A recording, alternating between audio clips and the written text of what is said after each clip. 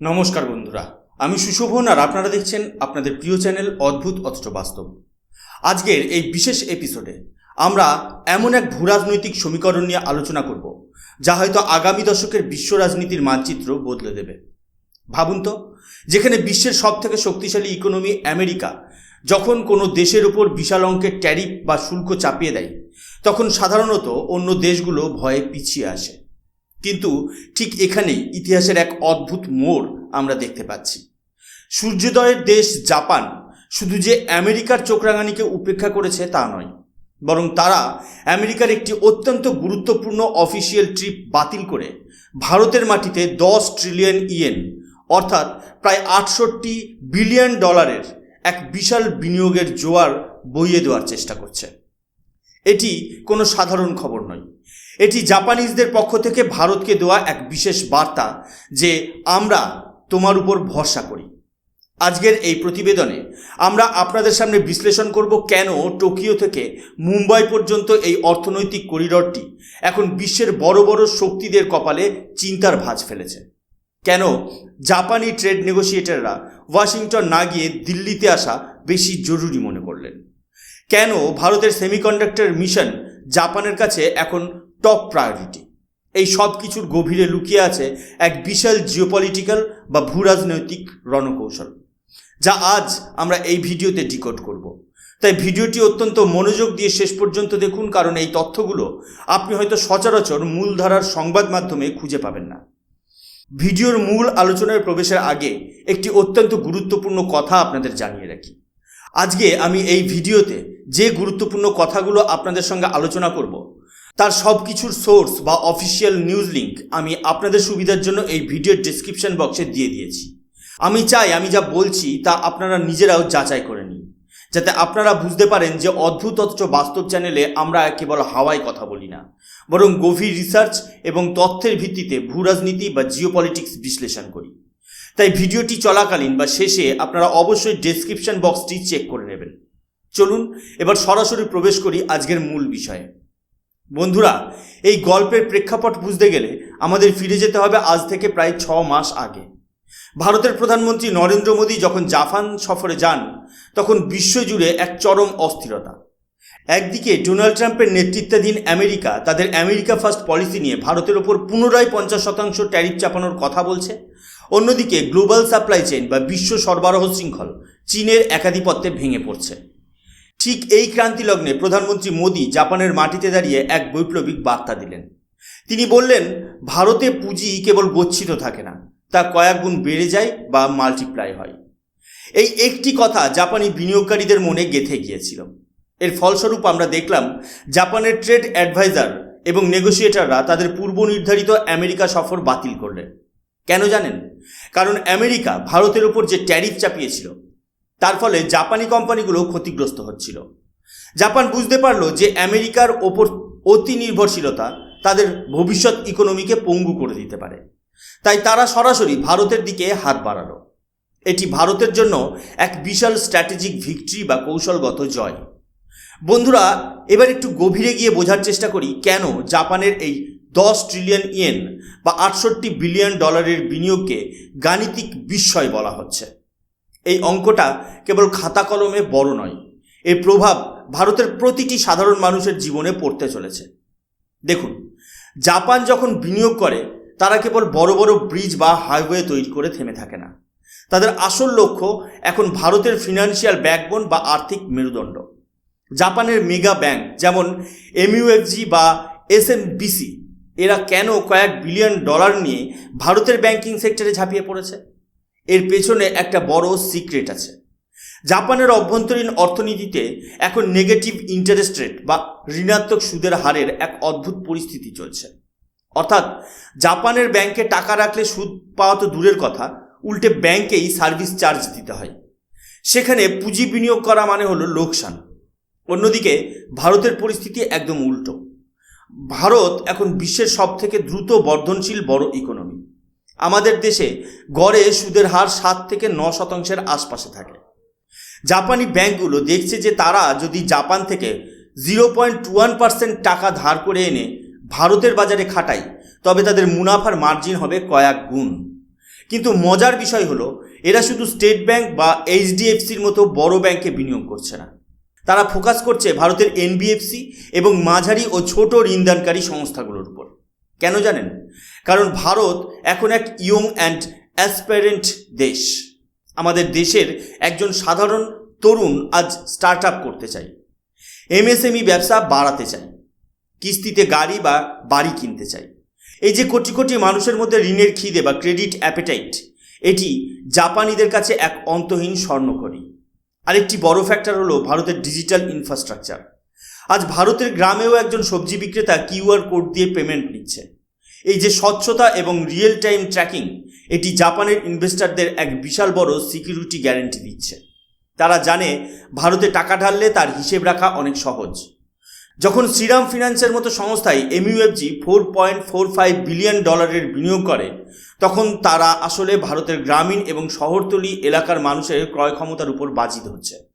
সহজ কথায় বলতে গেলে জাপান তার দেশের অলস পড়ে থাকা পুঁজিকে ভারতের গতিশীল এবং সম্ভাবনাময় যুবশক্তির সাথে যুক্ত করছে।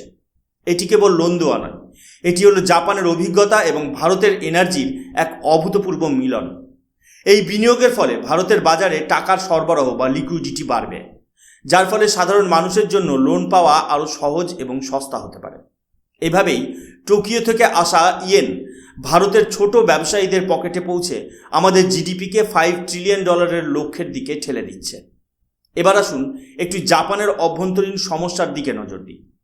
কোনো দেশ কেন হঠাৎ করে অন্য দেশের মাটিতে এত টাকা ঢালবে? এর পেছনে রয়েছে জাপানের একটি গুরুত্বপূর্ণ স্ট্রাকচারাল প্রবলেম বা কাঠামোগত সমস্যা। জাপানের জনসংখ্যা অত্যন্ত দ্রুত গতিতে বার্ধক্যের দিকে এগিয়ে যাচ্ছে, যাকে বলা হয় এজিং পপুলেশন। জাপানে এখন কাজ করার মতো তরুণদের অভাব প্রকট। সেখানে প্রোডাকশন বাড়ানো প্রায় অসম্ভব, কারণ শ্রমিকের দাম অনেক বেশি। এই যে পুশ ফ্যাক্টর, এটি জাপানকে বাধ্য করছে দেশের বাইরে নতুন বাজার খুঁজতে।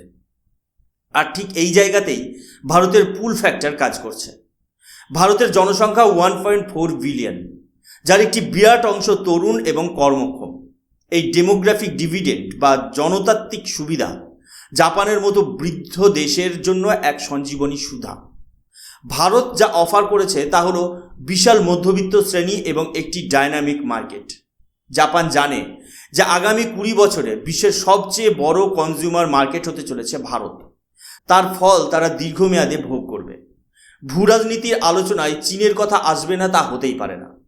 জাপান এবং চীন ঐতিহাসিকভাবেই একে অপরের প্রতিদ্বন্দ্বী। দীর্ঘকাল ধরে জাপান তাদের কলকারখানার জন্য চীনের উপর নির্ভরশীল ছিল, কিন্তু চীনের কমিউনিস্ট পার্টির অনির্ভরযোগ্য আচরণ এবং চীনের আগ্রাসী বিদেশ নীতি জাপানকে সতর্ক করে দিয়েছে। জাপান এখন আর তাদের সমস্ত ডিম এক ঝুড়িতে রাখতে রাজি নয়। একেই বলা হয় চায়না +1 স্ট্র্যাটেজি। চীন এতদিন ওয়ার্ল্ডস ফ্যাক্টরি ছিল ঠিকই, কিন্তু এখানে কোনো গণতন্ত্র নেই, কোনো পলিসি ট্রান্সপারেন্সি বা নীতির স্বচ্ছতা নেই। অন্যদিকে ভারত একটি ভাইব্রেন্ট ডেমোক্রেসি। ভারতের রাজনৈতিক স্থিতিশীলতা এবং দীর্ঘমেয়াদী অর্থনৈতিক লক্ষ্যগুলো জাপানি ইনভেস্টরদের কাছে এক নিরাপদ আশ্রয়ের মতো। চীন থেকে সাপ্লাই চেন সরিয়ে এনে ভারতে স্থাপন করা এখন জাপানের সবথেকে বড় লক্ষ্য। বিশেষ করে সেমিকন্ডাক্টর এবং হাইটেক ম্যানুফ্যাকচারিংয়ে ভারত এখন জাপানের প্রধান পার্টনার। আপনারা শুনলে গর্বিত হবেন যে ভারতের সেমিকন্ডাক্টর মিশনে জাপানি প্রযুক্তি এবং তাদের রেয়ার আর্থ খনিজের দক্ষতা ভারতের জন্য এক বিশাল শক্তির জায়গা হয়ে দাঁড়িয়েছে। আসুন এবার একটু অর্থনীতির অন্দরে ঢোকা যাক, যেটাকে আমরা বলি ফিনান্সিয়াল টেকনিক্যালিটি। আপনারা যারা নিয়মিত খবর পড়েন তারা নিশ্চয়ই এফডিআই এবং ইপিআই এই দুটো শব্দ শুনেছেন, কিন্তু এই দুটোর মধ্যে আসল পার্থক্যটা কি এবং জাপানের বিনিয়োগের ক্ষেত্রে কেন এই দুটোই আমাদের জন্য গুরুত্বপূর্ণ, সেটা বুঝতে পারলে আপনি ভারতের ভবিষ্যতের ছবিটা পরিষ্কার দেখতে পাবেন। সহজভাবে বলতে গেলে এফডিআই বা প্রত্যক্ষ বিদেশি বিনিয়োগ হলো সেই টাকা যা দিয়ে সরাসরি ভারতের মাটিতে এসে কোনো জাপানি কোম্পানি ইট, বালি, সিমেন্ট দিয়ে কারখানা তৈরি করে। উদাহরণ হিসেবে সুজুকি, টয়োটা বা হুন্ডার কথা ভাবুন। সুজুকি যখন গুজরাট বা হরিয়ানায় তাদের বিশাল ম্যানুফ্যাকচারিং প্ল্যান্ট বসায়, তখন তারা কেবল টাকা ঢালছে না, তারা কয়েক দশকের জন্য ভারতের সাথে একাত্ম হয়ে যাচ্ছে।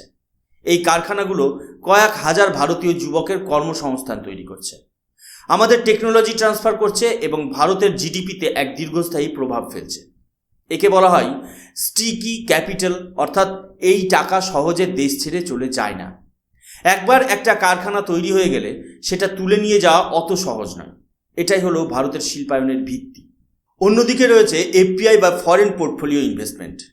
এটা একটু অন্যরকম। যখন জাপানের বড় কোনো মিউচুয়াল ফান্ড বা ইনভেস্টমেন্ট ব্যাংক সরাসরি ভারতের শেয়ার বাজারে টাকা ঢালে বা কোনো ভারতীয় ব্যাংকের শেয়ার কিনে নেয়, তখন তাকে বলা হয় পোর্টফোলিও ইনভেস্টমেন্ট। যেমন জাপানের এমইউএফজি যখন ইয়েস ব্যাংকের 20% স্টেক বা মালিকানা কিনে নিচ্ছে, সেটা একটা ধ্রুপদী এফপিআই এর উদাহরণ। অনেক সময় অর্থনীতিবিদরা এই এফপিআইকে কিছুটা ভয়ের চোখে দেখেন, কারণ একে বলা হয় হট মানি। অর্থাৎ আজ যদি ভারতের বাজার একটু পড়ে যায় বা অন্য কোনো দেশের বাজার বেশি লাভজনক মনে হয়, তবে এই বিনিয়োগকারীরা রাতারাতি তাদের শেয়ার বিক্রি করে টাকা নিয়ে বেরিয়ে যেতে পারে। কিন্তু এখানেই আসছে জাপানের সেই বিশেষ চরিত্রের কথা। জাপানি বিনিয়োগের একটা আলাদা দর্শন আছে। জাপানিজরা বিশ্বাস করে লং টার্ম পার্টনারশিপে। তারা আমেরিকার ইনভেস্টরদের মতো কেবল আজ কিনলাম আর কাল লাভ নিয়ে বেরিয়ে গেলাম এই নীতিতে বিশ্বাস করে না। জাপানি ইনভেস্টররা অত্যন্ত ধীর স্থির এবং ধৈর্যশীল বা পেশেন্স ক্যাপিটালের জন্য পরিচিত। তারা যখন একবার ভারতের কোনো ব্যাংকে বা কোনো প্রজেক্টে অংশীদার হয়, তারা সেই সংস্থাকে ভেতর থেকে শক্তিশালী করার চেষ্টা করে। তাদের লক্ষ্য থাকে আগামী 10 বা 20 বছরের লাভ। এর সবচেয়ে বড় প্রমাণ হলো ভারতের পরিকাঠামো বা ইনফ্রাস্ট্রাকচার। দিল্লির মেট্রো থেকে শুরু করে মুম্বাইয়ের কোস্টাল রোড কিংবা ডেডিকেটেড ফ্রেড করিডর, সব জায়গাতেই জাপানের এই দীর্ঘস্থায়ী অঙ্গীকার বা লং টার্ম কমিটমেন্ট দেখা যায়। জাপান জানে যে ভারতের ব্যাংক সেক্টর যদি শক্তিশালী হয়, তবেই ভারতের সাধারণ মানুষ ঋণ নিতে পারবে এবং পরোক্ষভাবে জাপানি পণ্য বা পরিষেবার চাহিদা তৈরি হবে। তাই তারা যখন ইয়েস ব্যাংক বা শ্রীরাম ফিন্যান্সে অংশীদারিত্ব নেয়, তখন তারা আসলে ভারতের গ্রাসরুট লেভেলের অর্থনীতির ওপর বাজি ধরে। তাদের এই এফপিআই বিনিয়োগেও আসলে এফডিআই এর মতোই ভারতের ইকোনমিতে একটা স্থায়িত্ব বা স্টেবিলিটি নিয়ে আসে।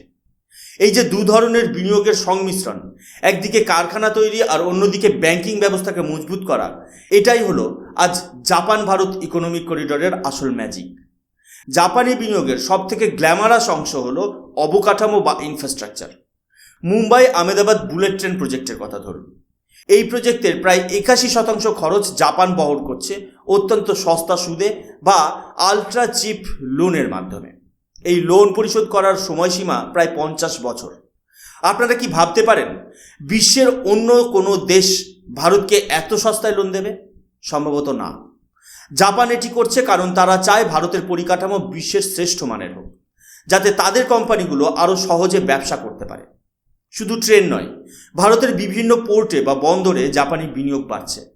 এছাড়া জাপানি ইন্ডাস্ট্রিয়াল টাউনশিপ তৈরি হচ্ছে ভারতে, যেখানে কেবল জাপানি কোম্পানিদের জন্য বিশেষ সুযোগ সুবিধা থাকবে। এটি ভারতের ম্যানুফ্যাকচারিং ইকোসিস্টেমকে এক লাফে অনেকটা এগিয়ে দেবে। তবে সব কিছুর মাঝে একটা বড় চ্যালেঞ্জ আমাদের সামনে আছে, যা নিয়ে আলোচনা করা জরুরি। সেটা হলো ট্রেড ডেফিসিট বা বাণিজ্য ঘাটতি। আমরা জাপানের সাথে বাণিজ্য করি ঠিকই, কিন্তু আমাদের আমদানি তাদের রপ্তানির তুলনায় অনেক বেশি। বর্তমানে এই ঘাটতি প্রায় $5 বিলিয়ন ছাড়িয়ে গেছে। এর মানে হলো জাপানি পণ্য আমাদের বাজার দখল করছে, কিন্তু আমাদের পণ্য সেই তুলনায় জাপানের বাজারে পৌঁছাতে পারছে না। এর একটি বড় কারণ হলো অনেক বছর আগে সই করা এফটিএ বা মুক্ত বাণিজ্য চুক্তি। এই চুক্তিটি এখন সেকেলে হয়ে গেছে এবং ভারতের ক্ষুদ্র ও মাঝারি শিল্পের জন্য ক্ষতিকর হয়ে দাঁড়িয়েছে। ভারত সরকার ইতিমধ্যেই জাপানের সাথে এই নিয়ে রিভিউ টক শুরু করেছে। আমাদের লক্ষ্য হতে হবে যাতে জাপানি কোম্পানিগুলো কেবল ভারতে এসে বিক্রি না করে, বরং মেক ইন ইন্ডিয়া উদ্যোগের মাধ্যমে ভারত থেকে সারা বিশ্বে রপ্তানি করে। তবে এই বাণিজ্যের ঘাটতি কমানো সম্ভব হবে। বন্ধুরা, আজকের এই বিশদ আলোচনা শেষে আমরা একটি সিদ্ধান্তে পৌঁছাতে পারি যে ভারত এবং জাপানের এই সম্পর্ক কেবল ডলার বা ইয়েনের হিসেবে নয়, এটি একটি স্ট্র্যাটেজিক পার্টনারশিপ যা 21 শতাব্দীতে এশিয়ার নেতৃত্ব দেওয়ার স্বপ্ন দেখছে। আমেরিকার উপর নির্ভরতা কমিয়ে নিজেদের মধ্যে এক শক্তিশালী কূটনৈতিক বৃত্ত তৈরি করা এখন ভারত ও জাপানের অন্যতম প্রধান লক্ষ্য। জাপান জানে যে চীনকে রুখতে হলে ভারতকে শক্তিশালী করা ছাড়া আর কোনো পথ নেই, আর ভারত জানে যে উন্নত প্রযুক্তির জন্য জাপানের হাত ধরা অত্যন্ত জরুরি। ডোনাল্ড ট্রাম্পের ট্যারিফ বা আমেরিকার স্বার্থপর বিদেশ নীতির মাঝেও এই দুই দেশ যে অটল বন্ধুত্বের পরিচয় দিয়েছে, তা বিশ্ব রাজনীতিতে এক নতুন ধারার সূচনা করেছে। জাপানের এই $68 বিলিয়ন বিনিয়োগ কি ভারতের বেকারত্ব সমস্যার সমাধান করতে পারবে, নাকি আমাদের দেশ কেবল জাপানি পণ্য বিক্রির একটি বড় শপিং মলে পরিণত হবে? এই নিয়ে আপনার মূল্যবান মতামত আমাকে কমেন্টে অবশ্যই জানাবেন, কারণ আপনাদের মতামতই এই আলোচনার পরবর্তী ধাপ নির্ধারণ করবে। আপনি যদি মনে করেন এই ভিডিওর তথ্যগুলো গুরুত্বপূর্ণ, তবে এটি আপনার বন্ধুদের সাথে শেয়ার করুন, কারণ সাধারণ মানুষের এই ভূরাজনৈতিক চালগুলো বোঝা অত্যন্ত প্রয়োজন। আমি সুশোভন আজকের মতো অদ্ভুত অথচ বাস্তব চ্যানেলের পক্ষ থেকে আপনাদের কাছ থেকে বিদায় নিচ্ছি। দেখা হবে পরের কোনো গুরুত্বপূর্ণ নিউজ অ্যানালিসিসে। ততক্ষণ পর্যন্ত ভালো থাকুন, সুস্থ থাকুন, আর সবসময় দেশের কথা ভাবুন। জয় হিন্দ, বন্দে মাতরম, ভারত মাতা কি জয়।